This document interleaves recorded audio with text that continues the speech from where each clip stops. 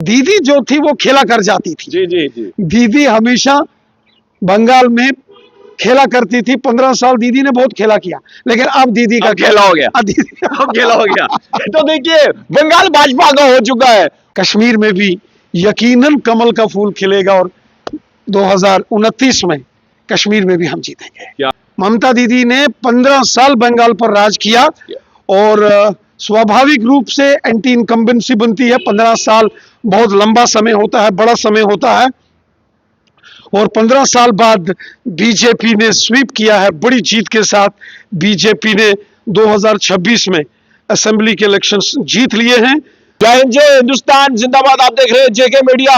कहा था 4 मई दीदी गई तो समझो दीदी अब चल गई है। भारतीय जनता पार्टी का वेस्ट बंगाल में प्रचंड जो है बहुमत आप कह सकते हैं, या फिर कह सकते हैं कि काफी सालों बाद जो मेहनत है वो रंग लाई है। माननीय गृह मंत्री अमित शाह ने भी कहा था 4 मई दीदी गई। मेरे साथ भारतीय जनता पार्टी के पूर्व प्रदेश अध्यक्ष रविंद्र रह रहे हैं। अध्यक्ष रविंद्र राणा जी, क्या कहना चाहते हैं आपकी वेस्ट बंगाल में अब तक की सबसे बड़ी जीत जो है वो हुई है?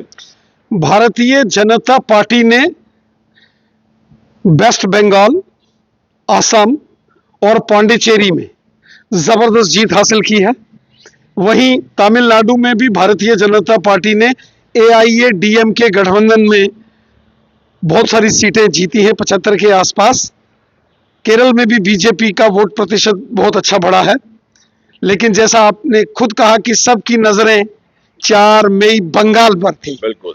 और नारा चला था 4 मई दीदी गई। सच में बंगाल की जनता ने दीदी को चलता किया है और जबरदस्त जीत भारतीय जनता पार्टी की बंगाल में हुई है। 200 के करीब करीब सीटें बीजेपी ने बंगाल में जीती हैं। मैं बंगाल के जो जनमानस है, जनता है, जिन्होंने वोट दिया है, उनका धन्यवाद करता हूं। भारतीय जनता पार्टी के लाखों कार्यकर्ताओं को जिन्होंने दिन रात मेहनत की, कष्ट तकलीफें बर्दाश्त की, वहां जुल्म सितम बर्दाश्त किया, उनको बधाई देता हूं। और माननीय यशस्वी प्रधानमंत्री मोदी साहब और जिन्हें कहा जाता है कि राजनीति के धुरंधर गृह मंत्री अमित शाह साहब, उन सबको इसकी बधाई देता हूं। जबरदस्त मेहनत सबने की है। बीजेपी ने बंगाल के अंदर जो जीत हासिल की है ये अपने आप में बहुत बड़ी जीत है। 42 पार्लियामेंट की सीटें हैं, 294 असेंबली सीटें हैं बंगाल में। और बंगाल का दबदबा हमेशा भारतीय राजनीति में रहा है। जब 2014 में मोदी साहब देश के प्रधानमंत्री बने तब भी बंगाल ने सपोर्ट की थी।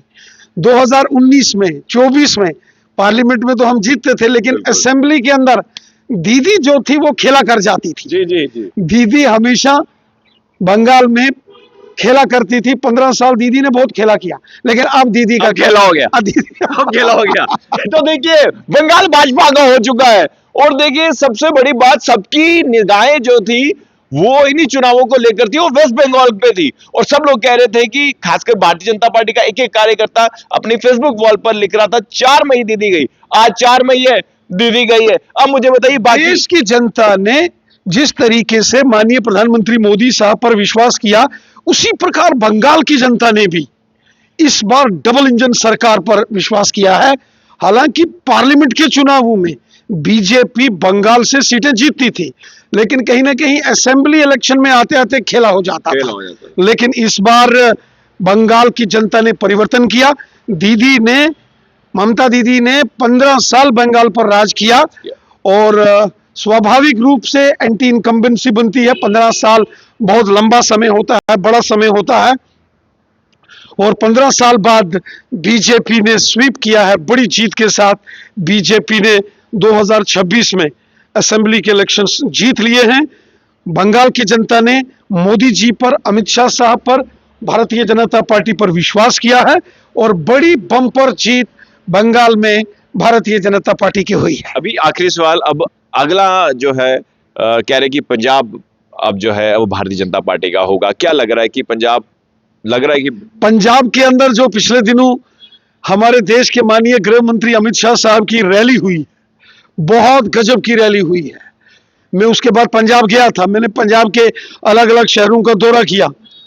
मेरे पास पार्टी के स्थापना दिवस के कार्यक्रमों का जिम्मा पंजाब, हरियाणा, हिमाचल जैसे प्रदेशों का था, तो मैंने वहां विजिट किया और मैंने देखा पंजाब भी मन बना रहा है। पंजाब ही क्यों, जम्मू कश्मीर के अंदर 2024 में हमने 29 सीटें जीती। अब 2029 में भी भारतीय जनता पार्टी की निगाह जम्मू कश्मीर पर भी है और हमें विश्वास है जैसे पूरे देश ने इस बार भारतीय जनता पार्टी को प्रचंड बहुमत दिया है, 2029 के चुनावों में कश्मीर में भी कमल खिलेगा। जम्मू तो भारतीय जनता पार्टी का गढ़ है, कश्मीर में भी यकीनन कमल का फूल खिलेगा और 2029 में कश्मीर में भी हम जीतेंगे। क्या बात है। तो देखिए, वेस्ट बंगाल जो है वो अब भाजपा का हो चुका है और राजनीति में चकन्य कहने वाले जो है, चाणक्य कहने वाले, आपको बता दें कि हमारे गृह मंत्री अमित शाह, उन्होंने कहा था कि 4 मई दी गई। भारतीय जनता पार्टी के पूर्व प्रदेश अध्यक्ष कह रहे हैं कि उन्होंने तो स्वागत किया और साथ ही साथ ये कह रहे हैं कि पंजाब भी अब जो है, पंजाब में भी कमल खिलेगा और घाटी में भी जो है कमल खिलेगा। अब देखने वाली बात होगी कि भारतीय जनता पार्टी अब कितने राज्यों में अपना कब्जा या अपना दबदबा बना पाएगी। देखते रहिए जेके मीडिया। धन्यवाद। जय हिंद।